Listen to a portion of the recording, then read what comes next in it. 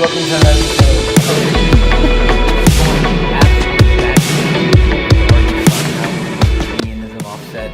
We're probably gonna. We've been asked about this. Middle knowledge, and things of that nature, and we'll dissect all this stuff on one of the podcast platforms. As we said, George and I are going to be doing another podcast. It's going to be recorded, but it's going to be a longer format where we can have longer discussions, kind of really get a deeper dive. We try to honor the hour and 10 minutes or so. I know we don't really have a time limit, but we've kind of set the standard for an hour and 10 minutes or so for this podcast. So we'll let you know more about that. We might be, Tyler, right, recording the first one soon here, or maybe this really soon. So we'll let you know more about that. We're here with Saulo, Tyler, myself, the professors here.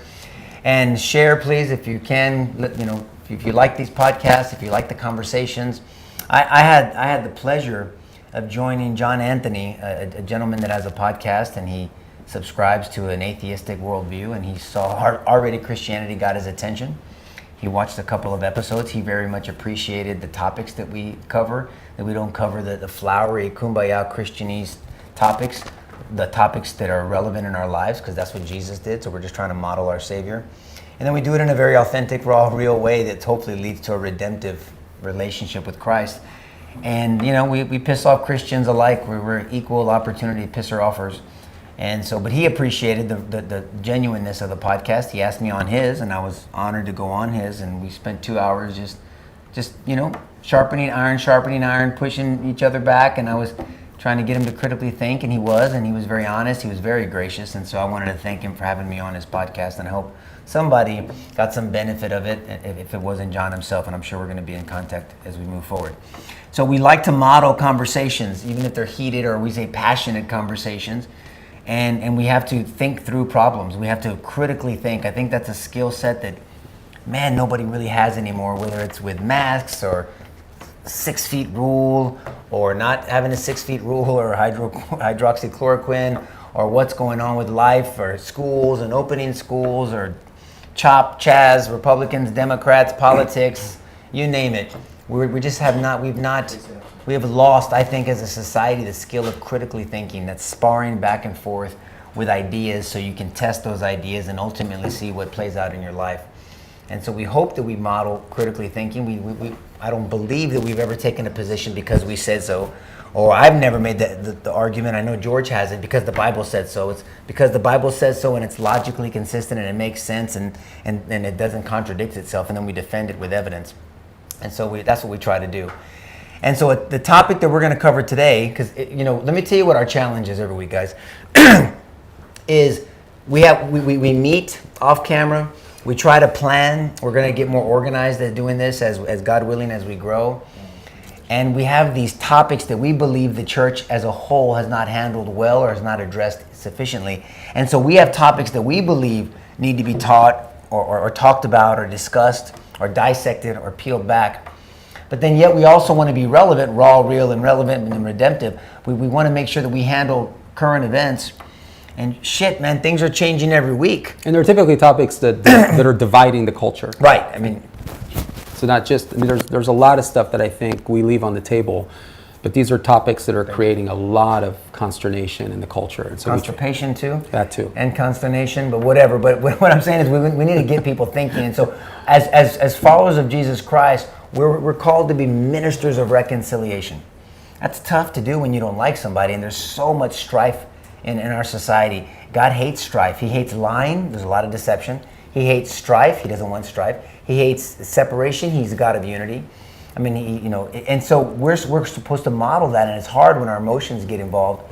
And I've gotten into some very passionate discussions with dear friends of mine that lose their shit over some topics, and I just challenge back with reason, with evidence. It's kind of irritating when evidence kind of screws up your opinion sometimes, but I always open myself up to always change when someone presents truth to me, because that's one of God's major characters, other than love and justice, but is truth. And so we should be pursuing truth, as we've talked about here many, many times before. Yes. And so that's kind of our challenge. We're just being transparent with you, is trying to make sure we handle the relevant topics that are it's like drinking from a fire hose sometimes, right? Things are happening so fast. 24/7 news cycle, and I think while these things are wonderful to have around, they're also a curse, because they're constant sources of distraction.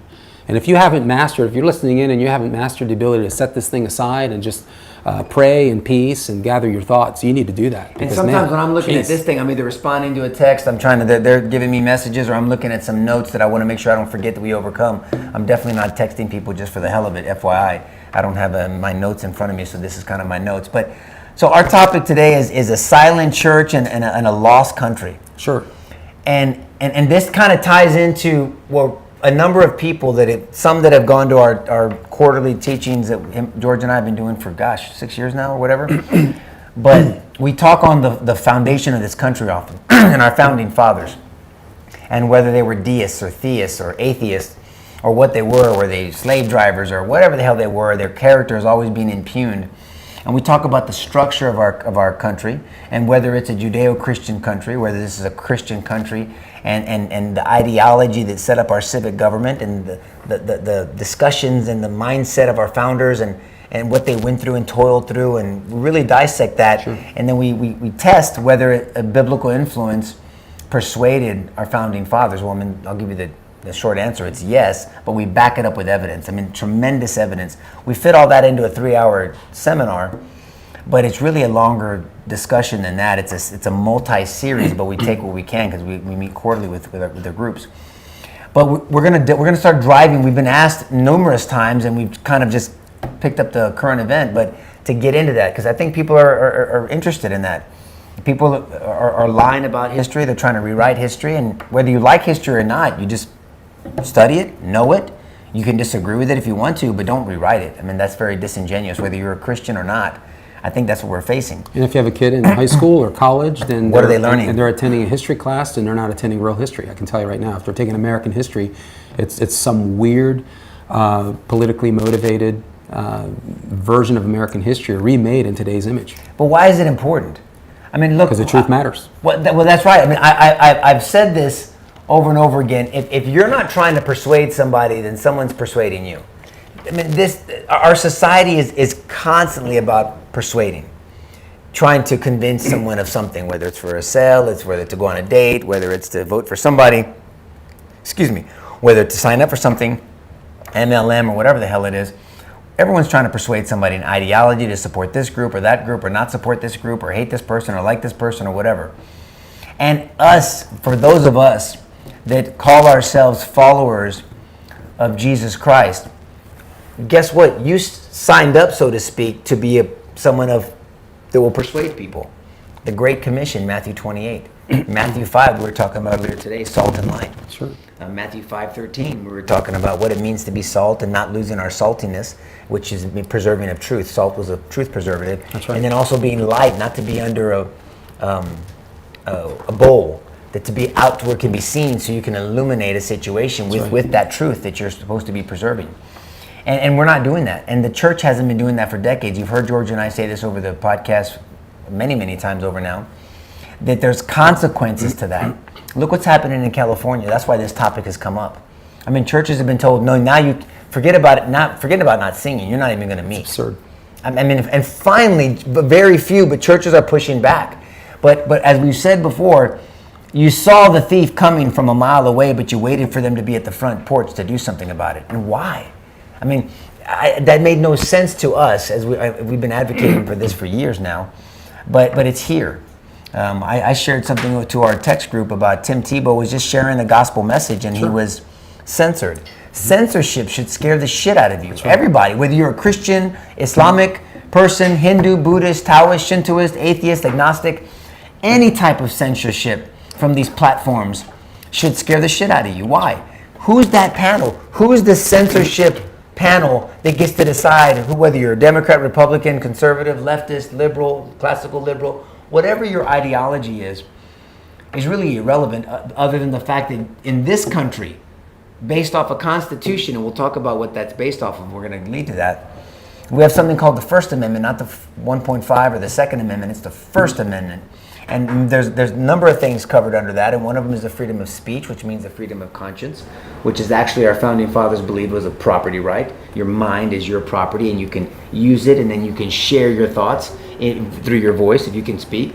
And before you speak, you've most likely, most of the time, not every time, have thought about something and it's formulated this idea. And we've turned into the thought police. You can't even think something now. And so that is where we're kind of going to head to, and what's happened when the church shuts up. And why is it relevant that a Christian church should not shut up? Why does that matter?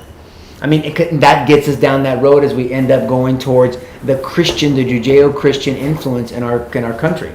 And again, I've had wonderful discussions with atheists about this. I mean, we've had discussions with people that have different ideologies and worldviews about this, and they appreciate the history of this country, and that look, if you go to India, you're going to have a Hindu influence. If you're going to go to Saudi Arabia, you're going to have an Islamic influence. If you're going to go to Japan, what is it, Taoist, I think, or Shintoist influence. I mean, so there's influences in other countries, and it's fine. I mean, you can either choose to live there or not. In this country, there's a Christian influence. Doesn't mean you have to be evangelized, doesn't mean you have to accept Christ as your Savior, but there's an influence based off the principles and the tenets and the ideas and the structure of our government. There's meaning. And our founding fathers believed that ideology was going to be the best way to have free people. And so we're going to have a discussion, we're going to lead to a discussion once we identify the problems of what our founding fathers, why did they set up this government? What was their goal? What is the intent of government? Because government has turned into God these days. It's turned into this huge monster. When I was growing up, there was a movie called The Blob. Remember The Blob? It just kind of just consumed everybody. It was a corny-ass, scary movie in the old days, but it worked back then. But I mean, it's just this government has been all-consuming and controlling people's lives. And so as we often say, the bigger the government, the smaller the person. And our founding fathers believed in a bigger person to celebrate the individual, that you should have the opportunity to pursue happiness. And we're going to talk about what that means. Pursue education. Pursue your right to worship the way you wanted to worship. Not any way, of course, but the way you wanted to worship and think. To pursue property ownership and ownership rights and property rights. To pursue a better way to provide for your family and to acquire money and resources and grow in this country. Well, they had to set up a structure to do that. Sure. Right? And they had to protect you in order that you can do that, to give you that structure. So that's kind of I guess my little monologue to set up a whole bunch of discussion. I don't think the founding fathers would be surprised that we are wrestling with these things today. Well, they anticipated, because right? they anticipated that human beings are again, a lot of potential for wonderful things, but a lot of potential for depravity as well. And so that's why Madison called the American experiment an experiment, right? Federalist Paper number 39. Because he knows the potential for human beings to degenerate is very real. Yeah. So we know what our history is. We know the rights that have been sort of embedded in the Constitution. We know the philosophical motivation that the framers came with, armed with, and we know that was Judeo-Christian in nature. Not all of them were Orthodox Christians. Several were not. Some were. It's a spectrum of their sort of faith level to the Christian worldview. Some of them were devout Christians. Others were more irreligious, like Henry Dearborn or Charles Lee, or we talked about Ethan Allen. Others what we call religious rationalists, like John Adams and Thomas Jefferson, Benjamin Franklin. Those are the typical guys that everybody accuses of being deists. They weren't deists, they were religious rationalists. Well, explain what a deist is. A deist is somebody who believes that God created the world and that's it, and then took a hike, and essentially let natural law take it from there, that God does not insert himself in human affairs, right? So we talk about in our seminars on why it would be a contradictory position to argue that the founding fathers were in fact deists and yet accept what they wrote the way they wrote it. It just doesn't jive. So we walk through that. And so we know what the history is. We know what the philosophical motivation was for the founders in creating, in the Declaration of Independence, the Constitution of the United States. We know all of those things. And so 240 years later, we are citizens in the most wealthy country, the most prosperous country. What I think is the greatest force for good the earth has ever known, despite our imperfections. Right. In spite of our failures, and we've had plenty of failures. Yeah. There's no question about that. So, I think it's fair to say, are we okay with giving this up? What is it that allowed us to get here to begin with? And when we study the history, we trace it back to a proposition that is biblical, that is rooted in biblical principles. And so we had men who respected and fought for that, and people who have died to preserve those freedoms. So now we have the modern church. So why shouldn't the church take a leadership role in preserving those things? Because Matthew 5:13 through 15, the idea of being salt and light and evangelizing and teaching people the commandments of Jesus Christ and doing so freely, the ability to do that is necessarily connected, obviously, to our ability to preserve those freedoms. Because if those freedoms disappear, then the cost to do those things could be bloodshed. Are we okay with that? Yeah. So what is the church doing to preserve those freedoms? Because we're not just church people, we're citizens, right? And I think the biggest misconception, and we talk about politics, we do a whole talk on was Jesus the greatest politician, so to speak, a little spin off that. And we dissect what politics really means from the word politica or political or polis. There's different definitions in the Greek, and it just essentially means advocacy. What are you advocating for? One definition says the advocating for the affairs of the city, which makes sense, right? That's what politics is.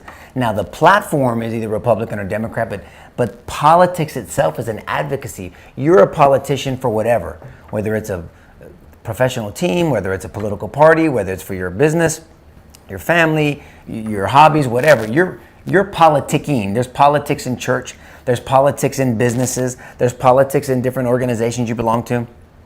Everybody deals with politics, advocacy, culture. What is culture? The way we do things. You have a culture in your home. You have a culture in your business. You have a culture in this country. And we have to think about what is the American culture. I'm an apple pie in baseball. That's right. I'm not going to try to change that. I don't like baseball, and I don't eat apple pie. But still, I'm not going to say it because Nico doesn't like it. I think that's a really good analogy. The politics of one's home, the ideas, the rhetoric, the principles that people advocacy. Unify around. Right. And I think that then gets extrapolated to society. What are the ideas, the rhetoric, the principles that we're going to unify around? And so we have essentially two visions of the future right now, diametrically opposed. This is, if there's ever a point in time where the church has to grow a pair of something, bells or balls, whatever you want to say. Pair of church bells. Church bells, yeah. We got to be involved. Jesus was involved in politics, and that's part of our talk. And again, we're just going to kind of wet your beak in this and hopefully have a discussion. Maybe we can see some of your comments if you have questions. But Jesus dealt with the Pharisees. That was a religious but also political group. The Sanhedrin, the Sadducees. He was dead square in this trifecta in this whole culture. Then you're dealing with Romans and Pilate and Caiaphas and Herod and all these different rulers. He's in the middle of a Royal Rumble, kind of a barnroom brawl of politics and religious groups, and there was politics within the religious groups, and they didn't even like each other, and they all hated Jesus because he was getting so much credibility and getting so much attention from the people, and they were motivated by him, and they were listening to him, and he was persuading them, and so they looked at him like an insurrectionist. And so Jesus was square in the middle of politics, advocacy. He was advocating for the politics of heaven. The affairs of heaven. That's what we're called to do. 1 Corinthians 5, we're ambassadors. That's a political title. We're ambassadors for God. We're ambassadors for Christ. An ambassador is a political representative of the home country in a foreign land. Sure. So we are ambassadors and political representative of a foreign, it's our homeland in a foreign country. We're supposed to represent the interests of our home country, which is heaven. Jesus stepped into two different camps that had very different and competing views of God. Now, it turns out that both of them were wrong.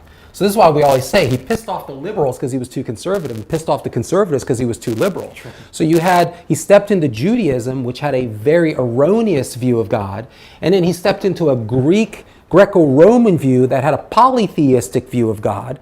Right? They had multiple thousands of competing gods.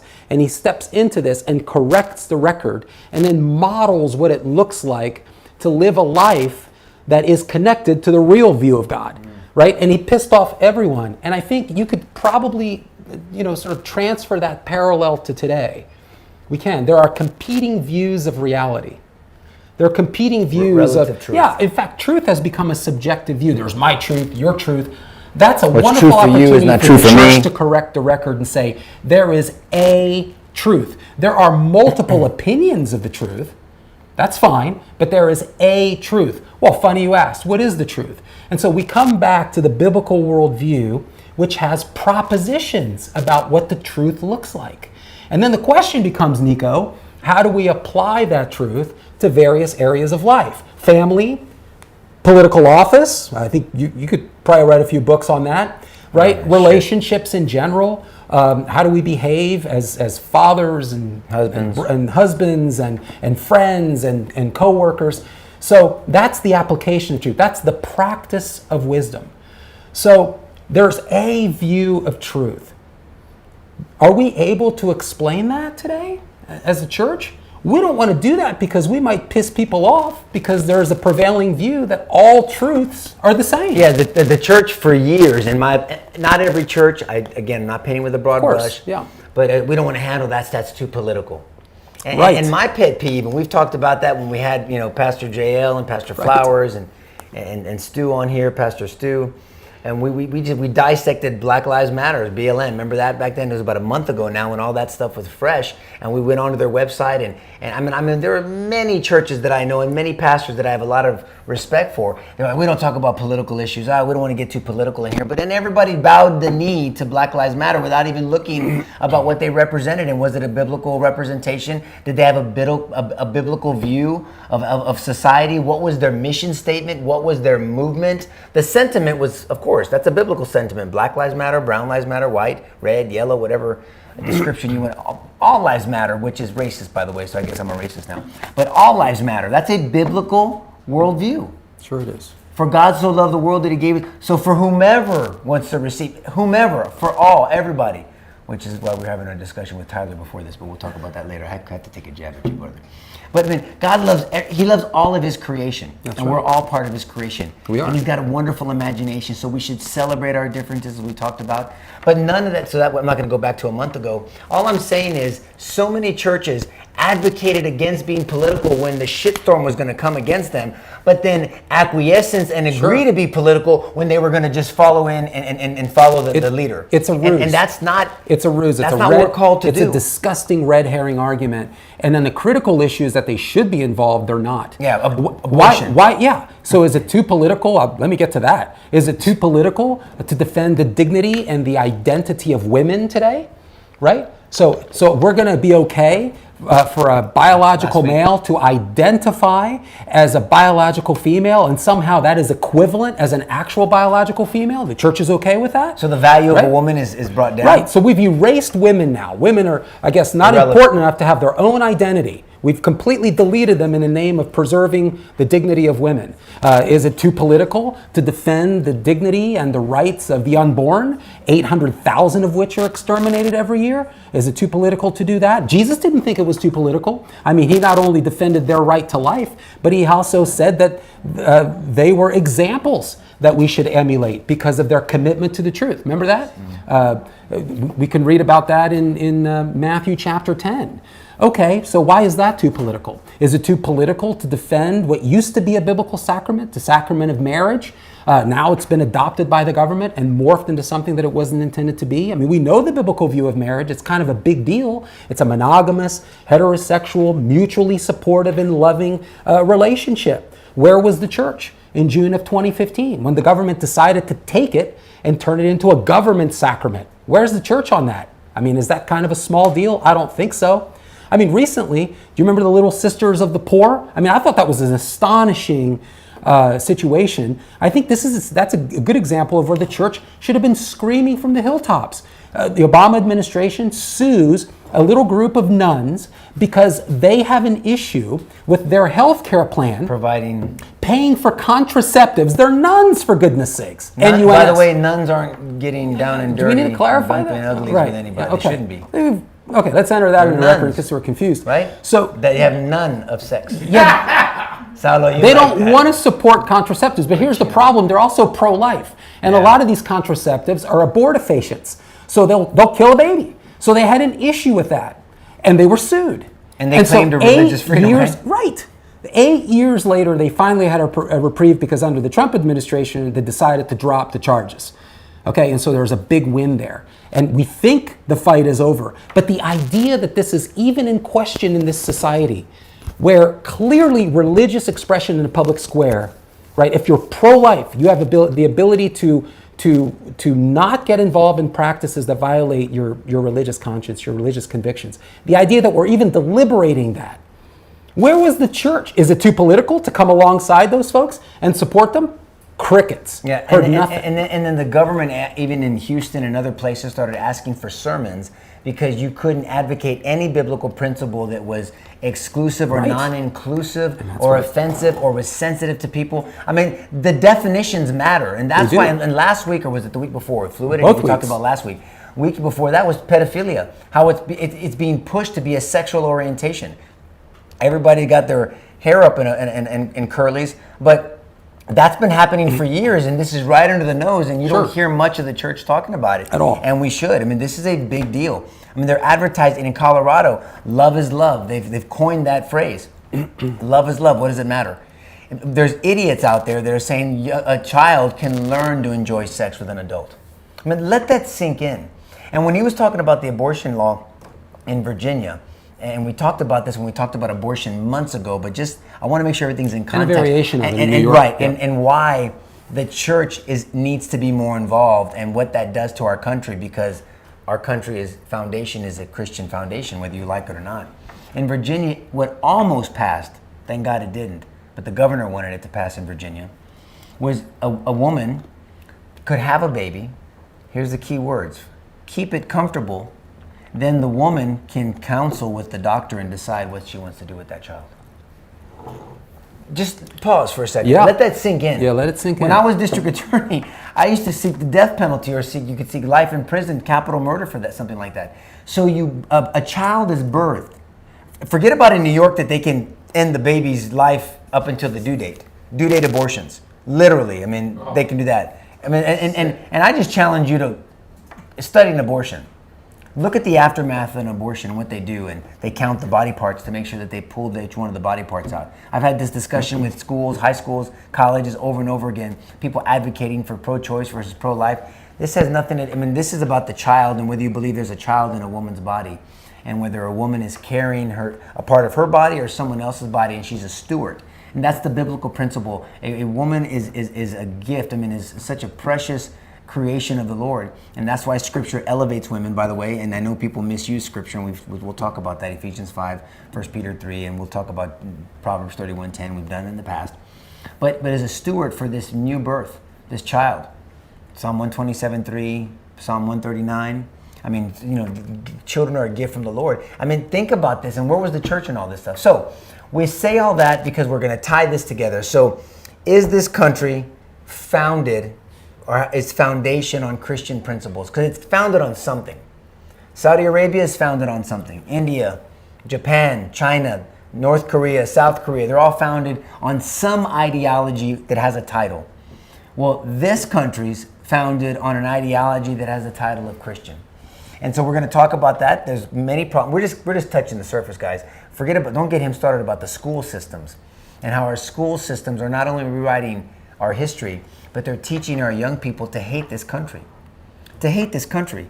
I mean, To despise to the not country, have yeah. a patriotic view of this country, to not be proud to be an American, to not think that God has blessed and will continue to Of bless. all and countries, yeah. I mean, I mean, again, guys, look, we have this discussion with people in our Bible studies. No one should ever advocate, we certainly do not, that this country, because it's led by humans wrapped in this shit called flesh, it's run by imperfect beings. So this country is imperfect. Yep. It's done some rotten, crappy, shitty stuff. I got it. It has. Okay, enter that into the record of evidence. But we're going to throw the baby out with the bathwater? since So we're talking what? about- Well, I mean, maybe to not be so what, but well, I no, mean... but therefore what? Yeah. That's what I meant. Not Yeah. it doesn't matter. Got It it. matters, but therefore what? I know where you're going with this, and Right. I think we should camp there for a few minutes. Okay. Because you brought it up a few weeks ago. The idea that we're going to judge the country through some sort of different lens than we would judge each other is nuts. It's just a collective of people. It's a bunch of human beings doing a lot of stupid shit, but doing a lot of amazing things too. That's right. I mean, demonstrably so. So how do you judge yourself, and how do you wish to be judged by others? Do you want me to selectively slice out the worst aspects of your personal history and render a judgment on that basis? Does that sound like a smart, just thing to do? The answer is no. Yeah, the example I used a few weeks ago Yes. was when I went through this season of my life where I sold drugs. I mean, walk up to my mom, lady from the South Side, and tell her that your son is worthless piece of shit because during a season of his life he did something stupid and sold drugs, she'll shank your ass. Even in her 70s, she'll shank your ass. She'll go down swinging, man. I mean, that's what mamas do. I mean, you met my mom? You don't know my mom? She'll shank your ass, man. Well, you would do the same thing. We don't do that. We love we used to love a redemptive story, a story of redemption. Sure. And this ebb and flow of living this thing called life where you make a poor choice and then, okay, I take responsibility for that choice and I redeem myself. I mean, King David, he was a man after God's own heart. This guy was such a horny bastard that he committed murder to cover up adultery. But there's not one of you Christians out there, you religious type, that wouldn't vote for King David. That's right. I mean, you understand my point? Course. Because we're in this battle called life together, and we help each other get sharper, and iron sharpening iron. We work out our salvation with fear and trembling. We're constantly toiling. We're fighting not to give a foothold to the enemy. Yep. He's such a bastard. We don't even want to give him a foothold, so we take our thoughts captive, as Paul says, and we make them submissive to Christ, and we're representing heaven on earth. And we're called to be. I mean, all this comes together, and the church, it does this in the closet. We got closet Christians, right? We have closet Christians all this time, and we're whispering. And don't forget your thought. You won't. You don't forget anything. But I mean, I remember when I was district attorney, I went up to Brooklyn because I had started a conviction integrity unit when I was the DA. Because the idea of a wrongful conviction, it shocked and it bothered not only me as a former defense attorney, which, but as a Christian, as a follower of Jesus Christ, the idea that justice wasn't served or that someone is being punished for something they didn't do. So Proverbs 17:15 says to convict the innocent or acquit the guilty, God detests them both. It bothered me. So my faith actually encouraged me and motivated me to start the conviction integrity unit. We were only the 9th in the country at that time. So I went up to Brooklyn to talk on this panel on this with other district attorneys and legal people. And so I said something in a group. I don't remember what the hell I said. I mean, and I said, God, what are you laughing at? He said something. I said something. I don't know what I said. Can't wait. Oh, you can imagine. No, but it was legit. It was I didn't cuss. And so I remember I said God willing or God bless you or something. It was on the end of the conversation. And then one of the people in the group, they all walked away. This person walked goes, "Oh, you're a Christian." I was like, "Very much so." Yeah. He's like, "Oh, me too." And I wasn't trying to be a smart ass. I can't stand that condescending bullshit. I just said, "Why are we whispering?" Yeah, what is this, China? I mean, I don't know. I don't know what the hell it is. I mean, I didn't understand why we were whispering because they were afraid of. I mean, you got someone with an Islamic or a Sikh background. They walk in with their head coverings, and that's fine. But we can't even say that we're Christians. Now, if you're a hypocritical Christian, if you're a fake ass Christian, if you're a Westboro Baptist, which those are inbreds, those are idiots, those aren't Christians. I mean, then that's a problem. Then maybe you should be whispering. That's a problem. But if you're a sincere person, toiling with the fact that I'm trying to become more Christ-like. I'm looking at Christ as my example. I'm looking at yesterday in the mirror, hoping that I've gotten a little bit better, this spiritual compound interest, and I'm struggling with this thing called life. And it's truly a Romans 7 situation, right? Where I do what I want to do, but I don't do what I should do, and you're struggling with your flesh. Well, shit, man, join the club. All of us are doing that. There was one man that walked perfect on this earth, That's right. and it wasn't Nico the Hood, And so this is, I guess we're getting to this point. I guess we're just trying to talk these things through. People are talking about cancel culture. Oh, Sure. Cancel culture. That's what people are trying to. Which is entirely unconstitutional. And here's the thing: if we just stood up to resist that shit, we'd win. If we stood up to resist it, Christians ought to be the most informed, the smartest, the most prepared, the most courageous people around. And we ought to be in the middle of every one of these freaking arguments.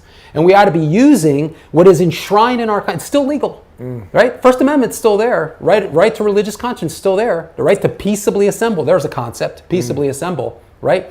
The right to challenge the government and petition my grievances, that's still there. Christians ought to be leading the way. We should be, as Dr. Everett Piper, and I'd like to endorse his work if I can. He's a If you scholar. want to know, at least in my view, what a Christian leader should be doing in society today in America, follow the example of Dr. Everett Piper, former president of Oklahoma Wesleyan University, wrote a book called Not a Daycare, where he's addressing this cancel culture very, very well across colleges and universities across the country. Does a beautiful job. I think you can find him on Facebook.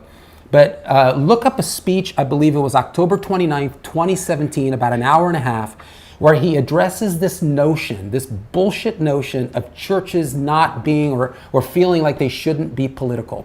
Very well articulated.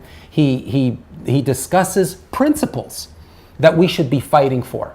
We should be boldly and intelligently fighting for the primacy of Christ.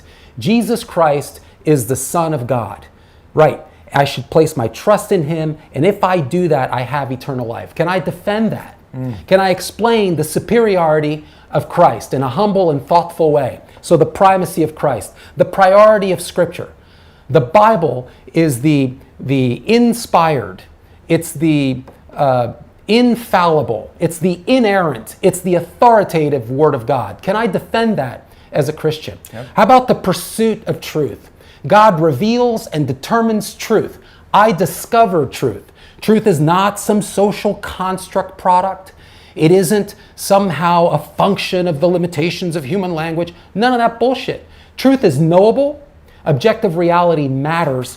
God invented it. I get to discover it. Okay? And finally, the practice of wisdom in the culture. I should be able to be an integrationist, right? A Christian should be embodying the head and the heart. Facts with faith, beliefs and behavior. We should be living out what we preach. We should know what we preach. We should know why we preach it. That's our history here in this country. And if we won't regain that, we're screwed. And time's almost up. Look around. You remember in the old days when Lou Ferrigno used to play the Incredible Hulk? Mm-hmm. Remember that solo? I knew this was going to happen. I was trying to just poke the bear. And sorry, man. No, don't apologize. This is important stuff, guys. But this is what we should be able to defend. Why you're a Christian and what does that mean in your life? And we should be able to defend that. We should know our history. And when George and I teach, and when I studied over the years, our deep-rooted Judeo-Christian history, I mean, it gave me more confidence. I was fascinated by the Founding Fathers when I studied these topics and what their thoughts were and read their letters and read their speeches and their comments and their declarations. I mean, we don't have a proof problem, as we say. We have a belief problem. We really do. I mean, there is a replete of proof. I mean, again, we're not even going to scratch the surface, whether this week, next week, or the following week, however long it takes for us to get through this. We're not even going to scratch the surface, I assure you. I mean, there's just so much there. And so we have to start somewhere. So why is Christianity important to this country? Well, it's important to this country because our founding fathers had to choose something to set up this country, an ideology, a thought process. Where were they coming from? What structure they had? They were here for a while. There was 13 colonies. They didn't know really each other. They were separated. They had finished kicking the shit out of the French people.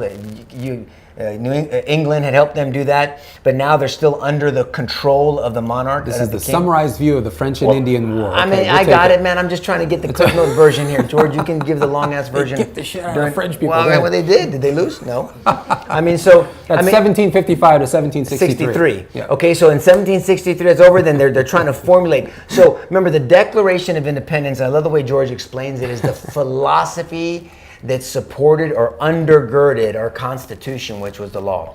So you have this law, but you have to have some philosophy that supports it. And so in the Declaration, there's grievances, 27 to 30 grievances they had against England. Okay, Great Britain. King George III. Right, and so, but all these grievances had been preached amongst the colonies for years leading up to that point. Because remember, when they came together, you're talking about farmers and reverends and pastors and husbands, and they're just coming together, it's everyday schmoes, just coming together saying, hey, we can separate from the king. Yes. They were tired of this monarchy over them, right? Yeah. Well, there was what are they declaring? They're declaring their freedom from oppression. That's right. But there's more in there. They're also declaring that they're just as human and just as valuable as the monarch.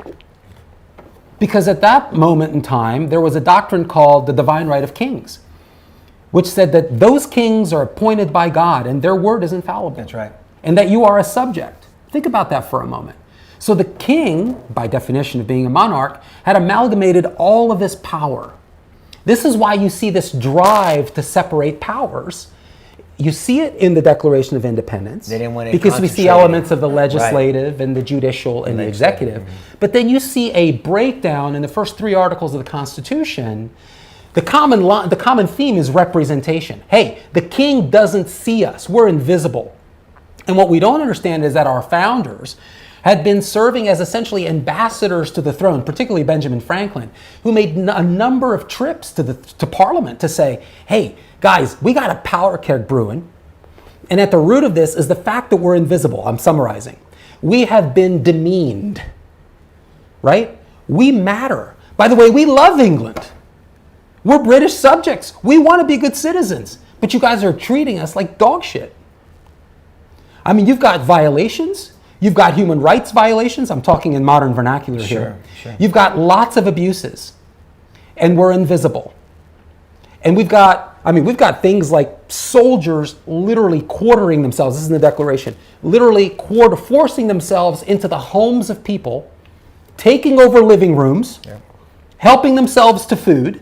These are people of modest means. And they can kill you on the spot, and some actually did. And there wasn't a damn thing you could do about it. And this just baked, and they had enough. And so at some point that boiled over, and then they did something about it. So you had all these reverends and farmers, their pitchforks, their squirrel guns. They came together, the 13 colony, the representatives, which they didn't really get along very well. Yes. And what people don't realize is before they got together to talk about this, they prayed. Right? They prayed for 2 hours. People get upset if you have a 10-minute prayer. 2 hours. Your whole church service is an hour and you can't wait to get to the coffee shop. 2 hours they prayed. And then they studied 4 chapters in the Bible. And I think I said this a couple weeks ago. One of them was Psalm 35. And it's an imprecatory chapter, meaning that it's calling down divine justice. And Psalm 37 is another one you should look at some point. And John Adams, right, we talked about this, wrote his wife Abigail. We have these letters, fascinating. He's gushing over Psalm 35. He said, we studied Psalm 35. We believe we can separate from the king and from the monarch now. It encouraged him. Study it. Tell your dad about it. Why were they struggling with that? Because it's a biblical concern as well. They were struggling because essentially of the understanding in Romans 13, and also in Peter's writings, because Peter wrote during persecution. And what's the concern? The concern is we need to respect our governments. Here's the quandary. We need to have a revolution because we're being demeaned. And we're made in God's image, and that's not acceptable. So it looks like we're going to revolt. But at the same time, the Bible makes it clear that governments exist because God allowed it to be so. Right. He instituted them in his sovereign will. Romans 13. That creates a moral quandary. Hence the discussion back and forth. So they were not devout Christians, all of them, but the philosophy was so ingrained. I mean, a lot of people had congregational background, they had Baptist background. And so philosophically and morally, their political decisions were being informed by their convictions, which moderated depending on their devout convictions, right? So people need to understand that this is what governed their thinking. That's why they were having these discussions. Yeah. Because of biblical influence. And this continues into the Declaration. The reference to a creator. We matter. We're human beings. We're made by a creator. The king can't treat us like that. Government didn't give you rights. They're unalienable. Some people say inalienable. They're rights given to you endowed by, and the word endowed is a very specific word, right? We talked about. Endowed by our creator, by the creator, that government can't take away because they didn't give it to you. And that governments are instituted among men. To protect those rights. And they rule by the consent of the governed, which is the people. Which is free. And so what is the Declaration? It's political, but it's also moral. Human beings matter. We deserve good laws because we're made in God's image. And so he said something important that it comes up a lot in discussions in the Founding Fathers is morality, virtue. Well, you have to have a set of standards because morality and morals are just the definition of right and wrong. What I'm fascinated by these days is how people that argue against Christianity always throw the moral card back on people, or left or right or what up and down, Republican and Democrats. If you're going to start using words like moral, you better live it out yourself. I'm going to call bullshit on your ass, and that's not happening right now. And so, what is the definition of right and wrong? Well, we know under certain cultures that women can be beaten for insubordination. Is that moral? Would we accept that in this country? We wouldn't. In other countries, go to Saudi Arabia, that can happen. You can throw people off of buildings for being apostates. You can go to North Korea, or you can go to China or Japan, or everybody's got a different standard of what's right and wrong. So when our founders were talking about virtue, how you're going to treat each other, what is the responsibility and duty we have to each other? What standard are we going to apply to each other? What is right and wrong? What is our definition of right and wrong? Well, they had to have some ideology. That's exactly right. To set that standard up, remember? And they understood this. Please keep this in mind. Look, we're gonna do our best not to go into a history lesson because we can. It's easy. Too late for that. Well, Articles of Confederation before the Declaration and the Constitution were in place with the colonies, right? There was the Federalist Papers, where you had a writer named Publius, which was Hamilton and James Madison, that really were writing these different letters and these concepts. And as you said earlier during the men's Bible study, it was a defense for leading up into the Constitution and this creation of this great country. And it's, I mean, they're 85. The Federalist Papers is an 85-volume work, which is really an apologetic for the Constitution. A defense for the people. The ratification of the Constitution was a process, not an event, and it was somewhat of a fist fight because we needed to build a quorum. I mean, I think it started May 25th of 1787, and I think it ended right around September 17th of 1787, but it wasn't ratified until June 21st of 1788. So what was at issue? Well, we're trying to bring enough colonies on board. That's the issue, and that took time. Because we wanted to make sure we got it right. But again, the central theme is representation. Why? Because human beings matter. Well, why do they matter? Well, they're not going to matter if we have an atheist republic. You're talking about, you said you were on a podcast with an atheist, I believe, right? Mm-hmm. And I always like to ask atheists a very simple question. If you're truly an atheist, why the hell should I believe or even listen to a damn thing you say? Because if you believe that I am the latest phylogenetic manifestation on the Darwin's tree of life, then you and I are both accidents, right? Mm-hmm. And I'm no more an accident than you, so I don't really give a shit what you say. And the only reason why it matters what you say is because God says it matters. See, there's an objective standard outside of me. That's right. Because if I'm the standard, you can go to hell. And it's because you know why? Right? Because actually I think you're kind of irritating. In fact, you're an outright pain in the ass. And so you've met the threshold for me disqualifying you. That's exactly the discourse we're having today in our society. God's out of a job. So what we have is a cluster in society. We have competing standards of morality, as you said. Mm-hmm. Our standard for right and wrong has shifted, Nico. That's dangerous business. Well, and that's where the church comes in. And the church has always been a leader, the adult in a room, the advocate. Remember, we discovered the truth, we conform to the truth because we're not hypocrites. We definitely don't want to be bullshit Christians. And then we champion the truth. And what we have seen is the church has not been championing truth. It just hasn't. And we're seeing the effects in our schools. And we'll share with you more studies and data next week. But it matters. I mean, we're looking at evidence. He's a chemist by trade. He's a scientist. I'm a trial lawyer. We both look at evidence. And so all we can do, we can test these theories out, and we can test the effects of firing God from this country and kicking him out of a job and taking out these biblical principles from school. Because remember, in 1782, Congress endorsed a Bible, the first Bible, I think, written in English in this country. In 1782, I believe. I'm pretty sure I'm right. And it was published and endorsed by Congress for where? Where was it for? Churches? No. For public schools. And all the way up until 1963, biblical principles were taught, not evangelized, taught in public schools. That was a simple. They had to have something, because right now we have a place where everybody's making up their own shit, and it turns into a Royal Rumble, and that's that jungle mentality of my reality is not yours. We disagree. Well, then now it's who's going to win? Survival of the fittest. We're seeing that in Portland and in Seattle. I mean, people can't even disagree right anymore. There's no standard. There's no rules of engagement. We're making up our own rules of engagement. If we don't like it, we change the rules.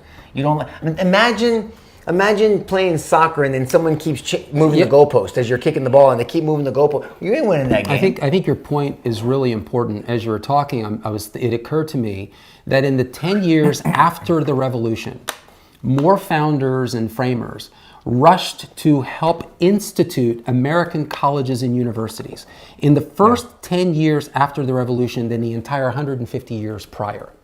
And what motivated them to do is to call that they considered these universities and these colleges, these institutes of learning, to continue to teach the moral basis for the Constitution. In other words, where do these laws come from?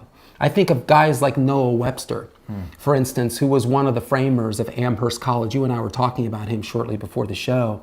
And if you look at Noah Webster, and you look at his writings, which were prolific, he was not shy about grounding a republican form of government. And by the way, that's Article 4, Section 4 of the Constitution, which says that we should have a republican form of government, not a democracy, not what James Madison or Benjamin Rush called a mobocracy. We don't do rule based on the mob. Let's just explain that real quick. When he's talking about it, because we are a constitutional republic. We are, and that we have matters. Representation. It matters. Yes. Where the individual matters, and even the smallest faction. Because remember, government was set up for 3 reasons. Number 1, to protect from external forces coming in, so people can't invade us, so we can have order in our society. So borders and an army. Number 2, since you have a right to pursue happiness, that means including pursue the ownership of property, for business, resources, grow a business.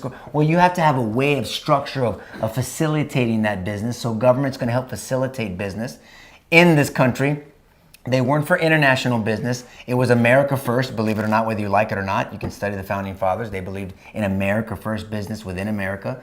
Number 3, and then protect you from factions within our own country. So laws against stealing and murder and property rights and deeds. So you had property, but who says you owned it? So they had to establish deeds and ways of records. And that was important. Of course, of course, it was very important. And this is why the first 3 articles of the Constitution set up barriers between essentially the 3 tenets of government, or 3 aspects of government: the judicial, the executive. Well, in order, it's the congressional, and I think the executive and the judiciary.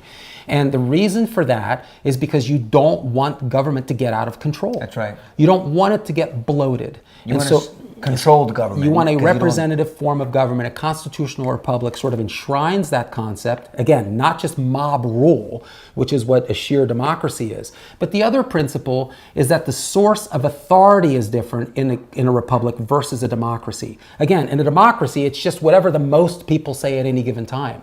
So if the desire of the mob is that you indiscriminately kill somebody, then so be it. And we actually saw that in the streets of Athens, right, in the ancient Greeks. We don't want that. We want a constitutional republic where we actually care not just about the quality of our laws, but the quality of our people. We need to make sure that we vet our leaders. It matters. And so that's inherent to a Republican form of government. The character of individuals. Noah Webster writes prolifically about that.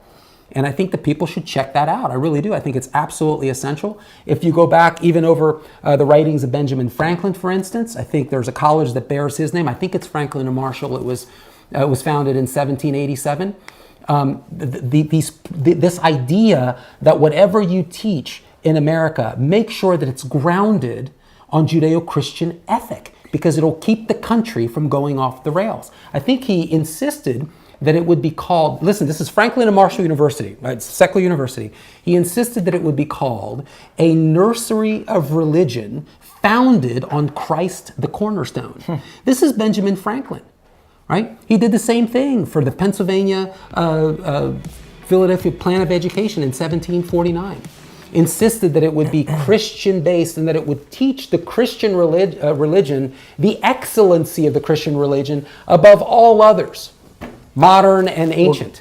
So, I mean, again, there's a common theme here. Well, look, guys, we're going to be replete with evidence. Guys, we've been asked to talk about this. We're going to just scratch the surface. If we just spent time talking about their letters and their statements and their quotes, we'd be here forever. It's an avalanche. But we're going to try to get through this as quick as possible to wet your beak just enough so you can do your own research and have confidence to know of our foundation, so you know what you're fighting for and you know what you're defending, okay? We're going to do that. So, guys, we're going to wrap up here. We're going to hopefully see you next week. We'll get back I want to take a second to thank Chris Cano and Allied Mortgage, right? I mean, they use the facility here, and so we really appreciate that. They donated to us, the ministry, they support what we're doing, and so the scripture says to give honor to whom honor is due, and so we really appreciate that. Guys, thanks for joining in. Have a blessed week, and we'll see you next time. Thank you.